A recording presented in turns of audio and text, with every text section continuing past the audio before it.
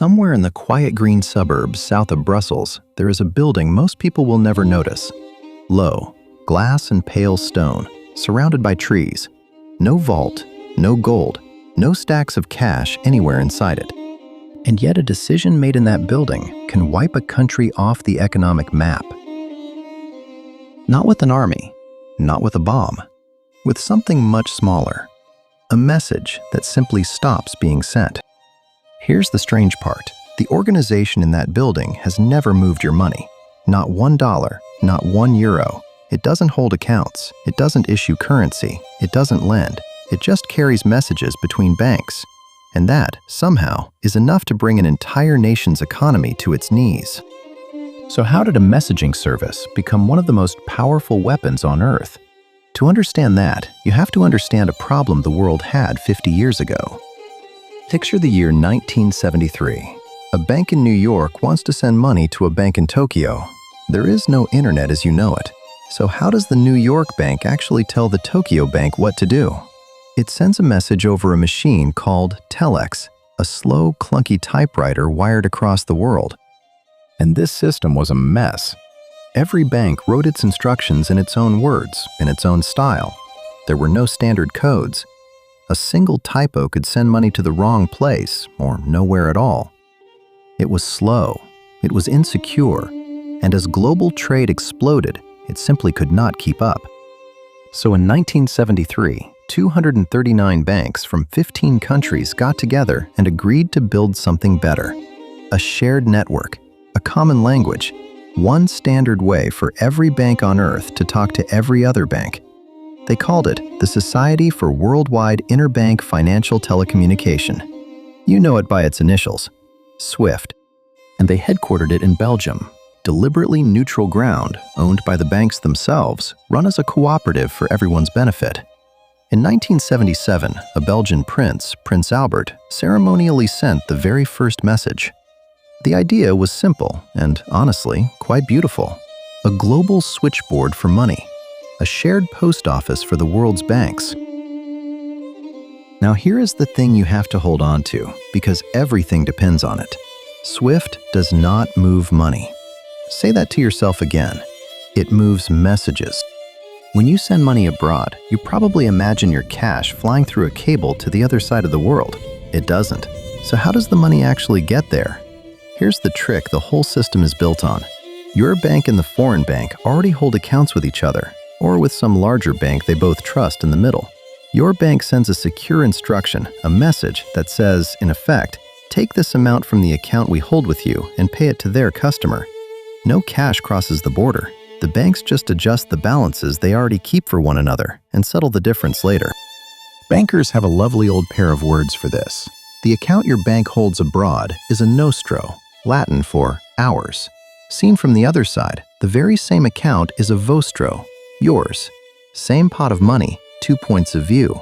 And that quiet arrangement, repeated across thousands of banks, is what actually moves value around the planet. So notice what that means. The money never really travels, only the instruction travels. And SWIFT is the road that instruction travels on. Think of it like the world's most important group chat. The banks are the members. SWIFT is the app. The app never touches the money. It just carries the messages that tell everyone what to do with the balances they already hold. Around 11,000 institutions in more than 200 countries, sending tens of millions of these messages every single day. And once almost every bank on Earth is in the same group chat, something quietly changes. Something nobody planned in 1973. Being in that chat stops being a convenience. It becomes a necessity. If you're a bank and you're connected, you can reach the whole world in seconds. If you're not connected, who can you even talk to?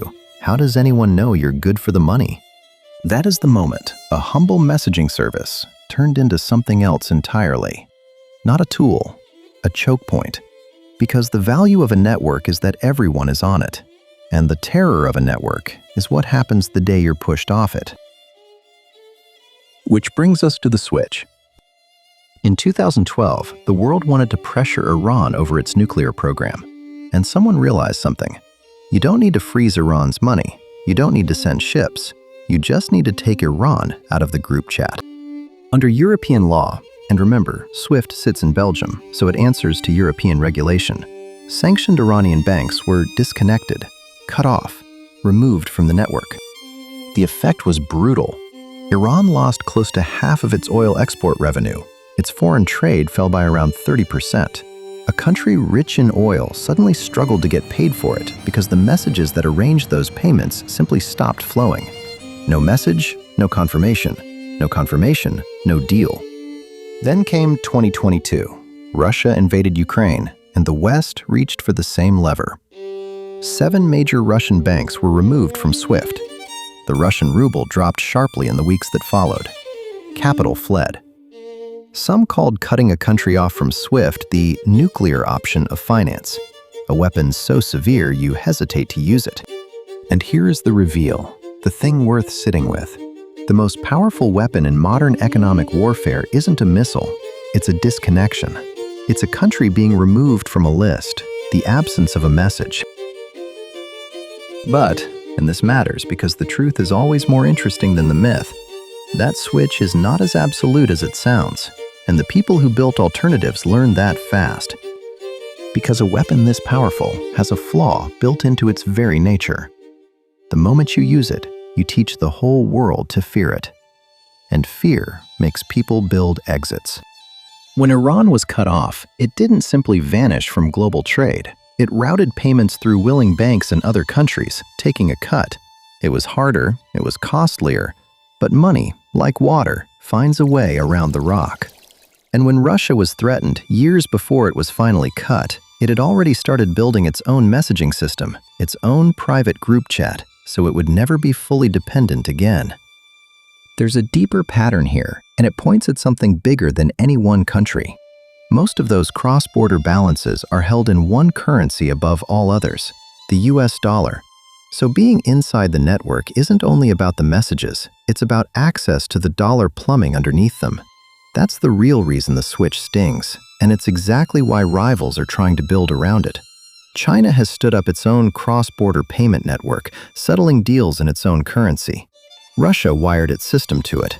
Even Europe at one point explored a workaround so it wouldn't be trapped by someone else's sanctions. Every time the switch is flipped, the rest of the world glances at that quiet building in Belgium and at the dollar standing behind it and thinks the same quiet thought. What if it were us next? And so the very power of the network begins, slowly, to erode it. Each use of the weapon gives every other country a reason to build a door out. The switch still works, but each flip makes the next one a little less terrifying because the world keeps building somewhere else to stand. Here's Pip's take. The real power was never in the money, it was in the standard. SWIFT won not because it was rich, but because it got everyone speaking the same language at the same time. And once everyone depends on one shared language, whoever controls that language controls the room. That's the pattern hiding underneath this whole story, and it's bigger than banking. Power in the modern world rarely looks like a vault. It looks like a protocol, a standard, a network everyone quietly agreed to join until leaving became unthinkable. The country that controls the pipe doesn't need to own what flows through it. And the moment you understand that, you stop asking who has the most money and start asking who owns the road the money travels on, because that's the person who can close it. If that shifted how you see the world, even slightly, that's the whole point of this channel, finding the quiet system behind the loud headline. Subscribe, and you'll never look at the news the same way again. There's always another pipe, another switch, another dot waiting to be connected. So the next time you send money across a border, remember what's really happening. Your cash isn't flying anywhere. A message is. A quiet instruction slipping through a network run out of a building in the Belgian countryside. A building with no vault, no gold, no cash. Just a switch. And the power to decide who stays in the conversation and who disappears from it.